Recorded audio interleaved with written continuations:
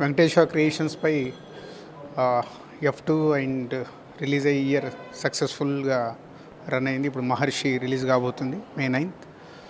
అలాగే మొన్నే శర్వానంద్తో 96 movie Sharwanand సమంతతో start చేసాం. అండ్ ఈరోజు రాజ్ తరుణ్తో ఆర్కే డైరెక్షన్లో ఇద్దరి లోకం ఒకటే.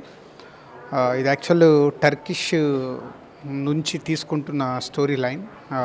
ఆర్కే నాకు ఆ మూవీ చూపించినప్పుడు చాలా ఎగ్జైట్ అయ్యాను. చాలా మంచి కంటెంట్ అనిపించింది. సో ఆర్కే తెలుగుకి నేటివిటీకి తగ్గట్టు స్క్రిప్ట్ అంతా రెడీ అయ్యాక ఇది మంచి పర్ఫార్మర్స్ కావాలి.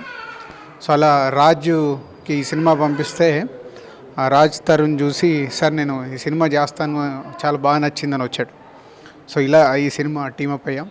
So RK and is a Mickey J Meyer and Abbur Ravi dialogues, అలాగే తమ్మిరాజు గారు ఎడిటర్, అండ్ సమీర్ రెడ్డి గారు డిఓపి, రమణ వంక ఆర్ట్ డైరెక్టర్, మా శతమానం భౌతికి చేశాడు. సో ఇది మంచి టెక్నీషియన్స్ అందరూ సరౌండ్గా ఈ సినిమా పైన ఇంట్రెస్ట్తో వచ్చి చేస్తున్నారు. సో ఏప్రిల్, మే, జూన్, జూలైలో ఫినిష్ చేసి ఆగస్ట్లో ఈ సినిమా రిలీజ్ ప్లాన్ చేస్తున్నాం. ఆగస్ట్ 10 లోపల ఈ సినిమా రిలీజ్ ఉంటుంది.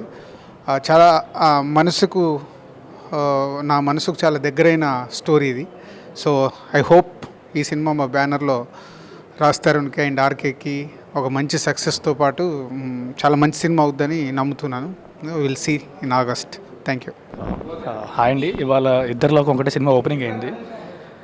నా లాస్ట్ సినిమా తర్వాత నాకు నా నెక్స్ట్ సినిమా ఏదైనా కరెక్ట్గా మంచి సినిమా చేయాలని చెప్పి యాక్చువల్లీ తిరుపతి వెళ్ళి స్వామికి గుర్తిచ్చాను, అయిపోయింది. సో కొంచెం గ్యాప్ వచ్చిన తర్వాత నెక్స్ట్ ఏం చేయాలంటే వన్ ఆఫ్ దిల్ రాజు గారు for this opportunity. It's a beautiful film.